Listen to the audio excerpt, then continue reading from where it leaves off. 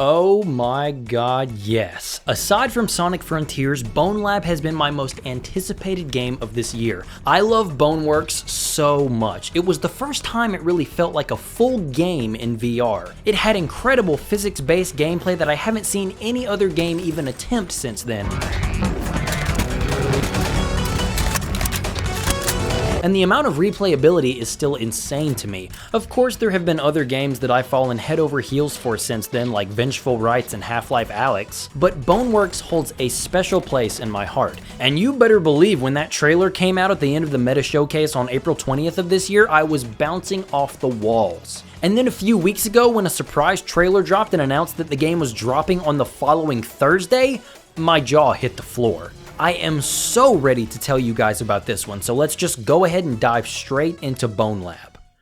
Bonelab starts off as a fairly standard sequel to Boneworks. Players will fight their way through linear levels while taking advantage of the newly refined physics systems. Along with this are a slew of new melee weapons and firearms to rip through enemies with. But it's not until a few hours into the campaign that Bonelab's defining mechanic is actually given to the player to use freely. After playing as a fairly basic character up until this point, the ability to swap avatars on the fly is given to the player. But these avatars aren't just for looking different, they each have attributes that make them control completely differently from one another. See, one of the main things about Bonelab are the different stats and attributes that avatars can have, allowing for completely different methods of play. Strong is a muscular dude who has a decent amount of strength. He's great at brawling and tossing people around. Fast is a ninja girl who isn't great in a fight, but she can run and jump like no one's business. Heavy is this short, stumpy dude in armor who has an astronomical amount of strength, but he's slow as molasses. Light is a cute little anime girl that doesn't weigh much. Short is this little rat thing that can fit into smaller crevices that other avatars can't. And finally, we have Tall, a huge robot that towers over enemies and can reach higher ledges than the others. All of these avatars can be accessed at literally any time as long as you have the means to reach over to the ripcord on your arm. It cannot be understated how much fun it is to use these guys' abilities in tandem to solve problems in a creative way. How about using Heavy to block gunfire from a turret, then using Small to scuttle under the scaffolding, and then switch back to Tall to grab the second turret that's even higher up? Or how about using Heavy to just power obstacles out of the way? Fast to parkour to places in a pinch? Get into a John Wick inspired fight with Strong? Bonk everyone on the head with a frying pan from above? And do something with Light. I didn't really use Light, to be honest. These base avatars are such an absolute blast to play around with. It's a shame I can't just make a video that's a montage of all the cool moments I had in this game, but you know what? Maybe that's what TikTok's for. A lot of attention has gone into creating this system where an avatar's physical appearance can be translated into stat categories. The team has boasted that any avatar brought into Bonelab will have stats generated based on its appearance. I say this with a grain of salt because as of this video, the modding scene is pretty bare. But I mean, the game just came out, so it's understandable, but this can't help but feed one of my main issues overall.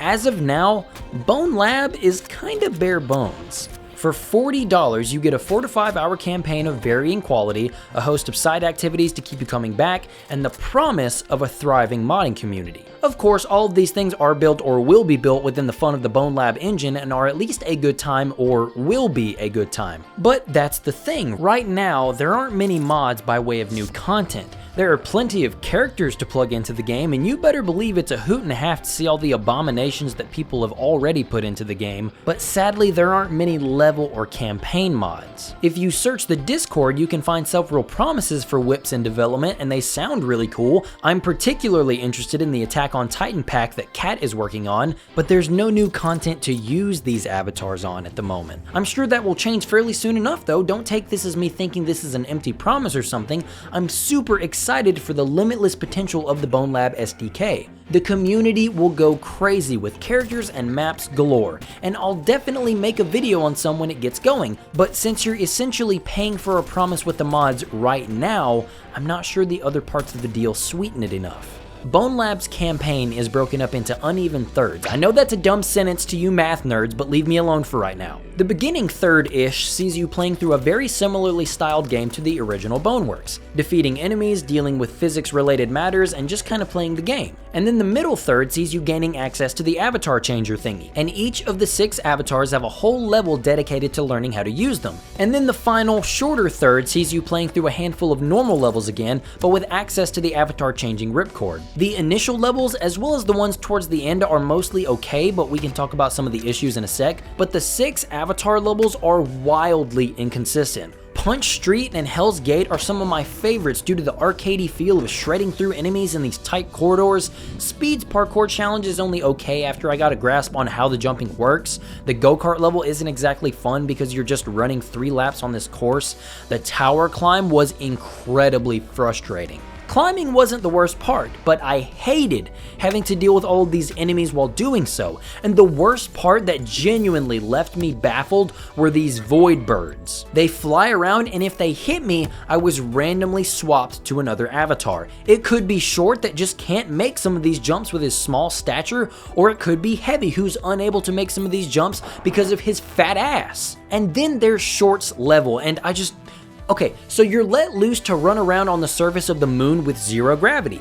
There's some collectibles to find, but it's just a whole bunch of walking around to do literally nothing. It's all aimless. There's nothing to interact with while you're walking across this vast level, and it's so boring. The pacing of the entire campaign is ridiculously inconsistent. In Boneworks, it really felt like you were going on this cohesive journey across a digital city to get to the tower. The levels were complex and the puzzles were tough but fulfilling, and eventually you could absolutely breeze past the puzzles once you reach that level of familiarity. And I'm sure I will feel that way about certain things in Bonelab at some point in the future, but I feel that my brain is teased less often here and the progression of levels is nonsensical. I really do enjoy quite a number of these levels, don't get me wrong, and in isolation, a good few of them can rival the best of Boneworks, with combat encounters and hidden secrets that feel rewarding to overcome. But looking at them all as a package, they can't help but feel like a greatest hits album instead of a themed album, if that makes any sense. Aside from the Avatar's 6 extended tutorial levels, you'll have these oddballs like a minecart ride where you shoot carnival targets, and look, this isn't changing anything about how I feel towards the game because I ultimately still love it, but if you get motion sickness easily, be prepared. I say this as someone who can play Boneworks for hours on end, but this game gives me the bubble guts. And I think the biggest culprit are these vehicles. It got better the more I had to use them, but initially after I got off this minecart section, I went and I threw up in the bathroom. I got so sick that I lost my breakfast. Something about being in these vehicles are taxing on my tummy. But as far as bugs go, I didn't encounter many myself. I got stuck in a few pieces of the level. The very first firearm you come across is definitely bugged though. It fell to the ground on my first playthrough, and then on my second one, it flew past me when I tried to force pull it, and then in both cases it just stayed on the ground and was unable to be picked up. There was one instance where a piston that was supposed to eject you from some pipes that Small is traversing got stuck, therefore causing me to get sent back a small distance in the level. Thankfully, the checkpoint system here is far better than when Boneworks initially launched, and by that I mean there's actually one in the game. Dying or having to exit out for any reason sees the player sent back only a small distance, if any, upon returning. The collectibles that are littered around the game have been massively improved from Boneworks as well. Instead of having to hold on to collectibles in your limited inventory and then deposit them into reclamation bins, these little gachapon capsules just need to be broken open and the item it contains will be added to your collection. This is literally perfect for me. Instead of worrying about keeping up with these items for a whole level, I can get instant gratification as soon as I grab one. Plus, weapons and firearms are now kept in these too, so instead of having to keep the stuff I want to unlock until the end of the level, I can just use what I want to use, keeping my playstyle as flexible as I want it to be. Bonelab raises the bar for VR gaming. I have no doubt that it will be a better game than Boneworks with time, but right now, this very much so feels like going from Arkham City to Arkham Origins, but if Origins had the promise of full modding support at launch. The firearms are great to use. I am so happy my shotguns were added. I've been asking for those since 2020. The hand-to-hand combat feels better than it ever has, and there's some standout moments. Bonelab definitely has better set pieces than Boneworks, I should point that out, but the other modes like parkour, tactile, arena, and the others aren't exactly what I would call titillating. Some of them are fun for a quick distraction like the Void Collector minigame, but not anything that's a must play. Now, in the near future, Bonelab will be one of the most amazing VR games around. The modding community will absolutely run with this game, I can guarantee that. The ability to change from the avatar of Sonic to the avatar of Thanos, then the avatar of the Iron Giant is already a fantastic experience to me. But I'm most excited to see the fan-made campaigns and levels to be brought into this game. I can't help but feel like we're only cracking Pandora's box right now,